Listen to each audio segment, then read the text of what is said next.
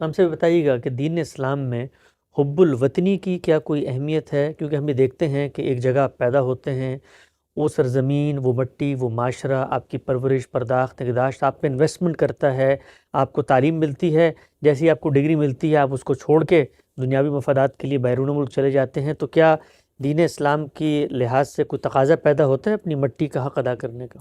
یہ ساری بات کبھی میری سمجھ میں نہیں آ سکی۔ ایک تو فطری تعلق ہے، آدمی جس جگہ پیدا ہوتا ہے اس جگہ کے ساتھ اس کو محبت ہوتی ہے، تعلق ہوتا ہے۔ ہم اب بھی کبھی اپنے وطن جاتے ہیں تو خواہش ہوتی ہے کہ گاؤں میں جائیں، اسی طرح دریا کے کنارے جا کر بیٹھیں، اس علاقے کو دیکھیں۔ یہ تو فطری احساس ہے، یہ ہر انسان کے ساتھ ہے۔ یہاں تک کہ جن جن جگہوں پر کبھی قیام کیا ہوتا ہے ان کو بھی آدمی دوبارہ دیکھنا چاہتا ہے۔ ابھی ہم سفر میں تھے، یہ آپ کو معلوم ہے کہ 10 سال ہم نے ملیشیا میں گزارے ہیں، تو خواہش پیدا ہوئی کہ 1-2 دن کے لیے وہاں ہیں تو جہاں ٹھہرے رہے ہیں ان جگہوں کو جا کر دیکھ لیں۔ یہ تعلق تو جہاں آپ رہیں گے وہاں ہو جائے گا۔ یہاں تک کہ اس کو الٹ کر دیکھیں تو ہمارے گھر میں کوئی آدمی رہا ہے، کسی نے کچھ عرصہ ہمارے ساتھ گزارا ہے، کسی کے ساتھ مل کر کاروبار کیا ہے، یہاں تک کہ اگر کوئی جانور بھی گھر میں رکھا ہے تو اس کے ساتھ ایک تعلق، محبت، یہ سب چیزیں پیدا ہو جاتی ہیں۔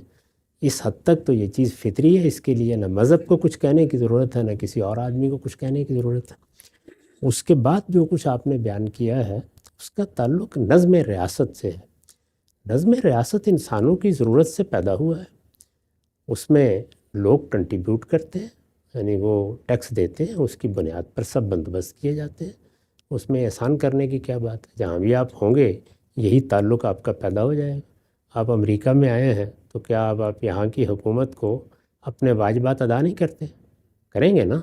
تو حکومت سے بھی توقع رکھتے ہیں کہ وہ آپ کے معاملات کو دیکھے اور جو آپ کے حقوق ہیں ان کو ادا کرے۔ تو اس کا کوئی تعلق کسی خاص وطن سے نہیں ہے بلکہ نظم ریاست سے ہے۔ وہ نظم ریاست آج ایک خطے میں ہے، کل دوسرے میں ہو گیا، پرسوں تیسرے میں ہو گیا۔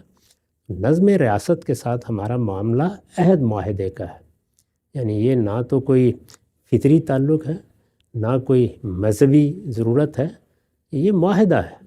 ہم ایک جگہ پہ رہ رہے ہیں، ہم نے اپنی حکومت قائم کی ہے، حکومت ہماری ضرورتوں سے پیدا ہوئی ہے، ہم نے معاہدہ کیا ہے، ہمیں اس کا وفادار بھی رہنا چاہیے اور جو ہمارے فرائض ہیں وہ ادا کرنے چاہیے، جو ہمارے حقوق ہیں ان کا ہمیں مطالبہ کرنے کا حق ہے۔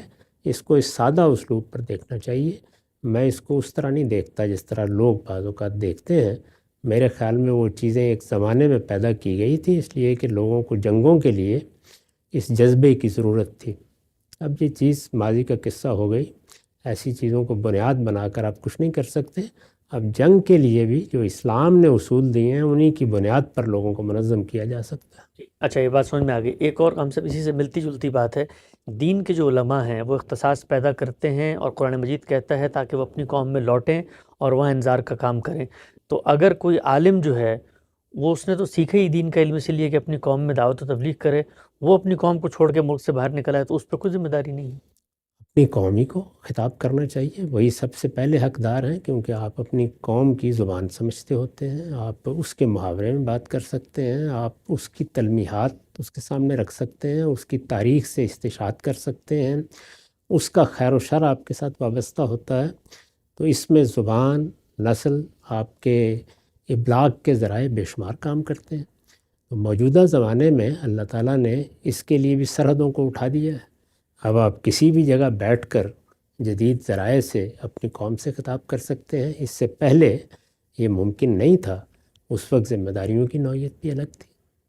ایک نقطہ واضح ہو گیا۔ آخری بات، ہم صاحب حکومت کی حد تک سمجھ میں آتا ہے، آپ نے ٹیکس دیا، اس نے آپ کو تعلیم دے دی، اس نے آپ کو امن دے دیا، لیکن معاشرے کا بھی تو کوئی حق ہوتا ہے۔ آپ کے ارد گرد جو لوگ ہیں وہ آپ کی زندگی میں آپ کو وہاں پہنچانے میں کردار ادا کرتے ہیں، جب آپ اپنے ملک کو چھوڑ کے باہر آ جاتے ہیں تو یہ معاشرے کی وہ حق تلفی نہیں ہوتی؟ معاشرے نے کیا کردار ادا کیا ہے؟ یعنی کسی نے کوئی مدد کی ہے؟ کسی وقت فیس نہیں دینا کے لیے پیسے تو کسی نے ادا کر دیے ہیں؟ تو یہ تو انفرادی حقوق ہیں، ہر انسان کو دوسرے کا شکر گزار ہونا چاہیے۔ یعنی اس کا معاشرے نے کیا کیا ہے وہ معلوم ہونا چاہیے۔ معاشرے نے زبان سکھائی، تہذیب سکھائی، معاشرے نے تاریخ منتقل کی مجھ تک۔ معاشرے نے تو یہ کام اپنے طور پر کیے اور میں نے اس میں سے اخذ کیا اور آپ نے اخذ کیا، وہ مجھے کب سکھانے کے لیے بیٹھے تھے؟ تو یہ اصل میں ایسی جذباتی باتیں کوئی حیثیت نہیں ہے. وہ فطری تعلق جو اپنے ملک کے ساتھ ہوتا ہے، جہاں پیدا ہوتے ہیں وہاں ہوتا ہے، وہاں کے لوگوں سے ہوتا ہے، بس اسی کی بات کرنی چاہیے. باقی چیزیں معاہدات سے پیدا ہوتی ہیں، اس سے نقطہ زیادہ ان کی کوئی حیثیت نہیں. توازو کے کام سے